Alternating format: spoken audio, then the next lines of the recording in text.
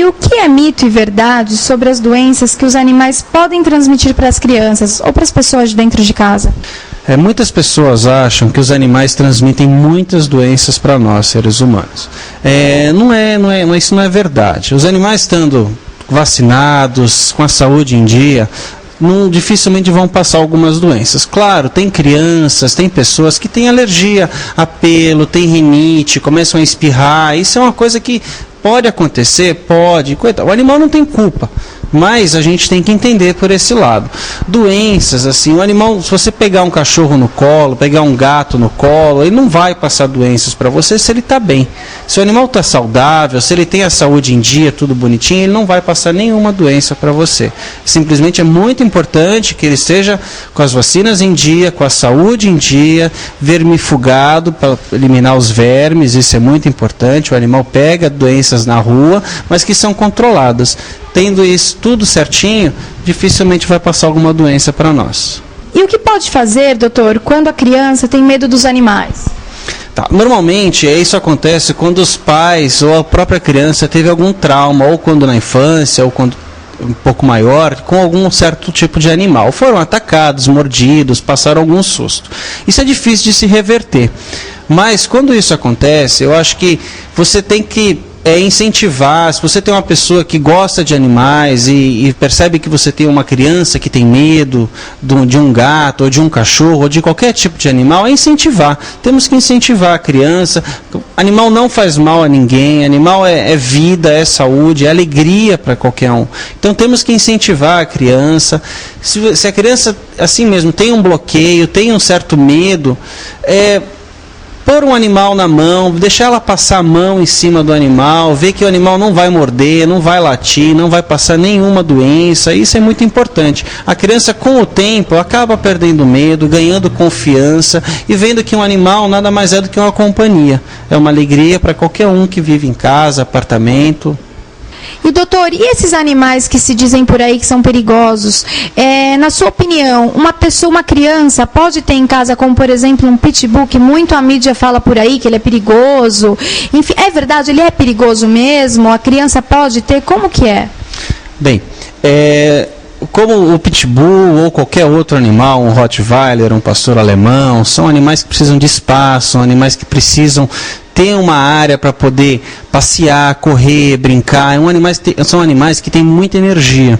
Então eu não vejo, eu tenho clientes aqui que vêm, consultam comigo, que vêm na minha loja, que são super dóceis, tanto pitbull, rottweiler. O que a gente vê na mídia é realmente, às vezes, um excesso. Não quero dizer que estejam todos errados. Tem animais que apresentam distúrbios de comportamento, são animais que já nascem agressivos. Mas a maioria das vezes, esses animais são maltratados. Tem donos que não tratam direito, são pessoas que usam da força para poder criar e educar esses animais. Com isso, o animal acaba ficando agressivo, acaba se tornando um ser violento, um ser que acaba atacando os outros, que é por uma defesa. De tanto medo, o animal acaba ficando agressivo. Então eu não acho que hoje tem clientes que têm pitbull, tem crianças em casa, entendeu? Os animais são totalmente inofensivos. Claro, é um animal. Nós não podemos nunca confiar em um animal. Nós não sabemos o que se passa na cabeça deles. Não importa se é um pitbull, um rottweiler, um cocker, um poodle. A gente não sabe. Então, o mínimo que a gente tem que fazer é educar direitinho esses animais, manter eles saudáveis e, claro, tratar com carinho. Amor, carinho, porque são animais que precisam de espaço, caso seja um pitbull, um rottweiler, um pastor alemão, precisam de espaço, não adianta você ter esses animais num apartamento, que você vai ter problemas. Mas tratando com carinho, tratando com amor, eles não se tornam agressivos.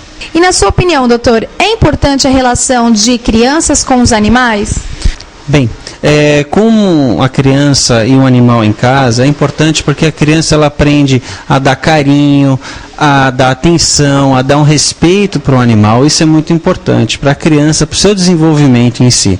A criança também aprende que o animal ele come, ele precisa se alimentar, ele precisa passear, ele faz as suas necessidades. Então, se os pais ensinam a criança a ter que recolher as fezes, a ter que fazer a higiene do animal diariamente, isso é muito importante. A criança ela se desenvolve muito. E outro lado muito importante é que a criança ela acaba criando certos anticorpos para a sua vida. Esses anticorpos eu garanto para vocês que assim, são coisas que as crianças que não têm contato com os animais, elas acabam pegando certas alergias, elas acabam pegando certas irritações que as crianças que convivem com animais, que convivem em contato com a natureza, não apresentam isso tão facilmente. Por isso que eu acho, é muito importante realmente o convívio entre animais e crianças. A criança, ela aprende a dividir as coisas, ela se socializa mais tendo um animal em casa, ela fica muito mais responsável com o animal dentro de casa. E não podemos esquecer que animal, qualquer tipo que for, é vida, é alegria para quem tenha um. Gostaria de agradecer ao Dr. Alexandre Prado pela bela entrevista. E para vocês aí de casa que ainda ficou com alguma dúvida e querem falar com o Dr. Alexandre, vai estar passando na telinha de vocês o e-mail e o telefone dele. Doutor, muito obrigado mais uma vez, viu? Muito obrigado a vocês e tudo de bom.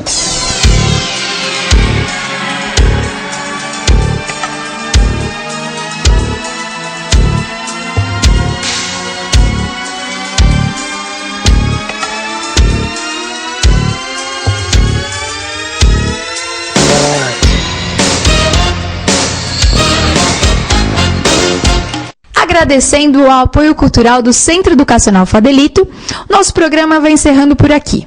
Mas não se esqueça, o programa continua na internet, no www.programaminhaescola.com.br. Um grande beijo, fiquem com Deus e até semana que vem.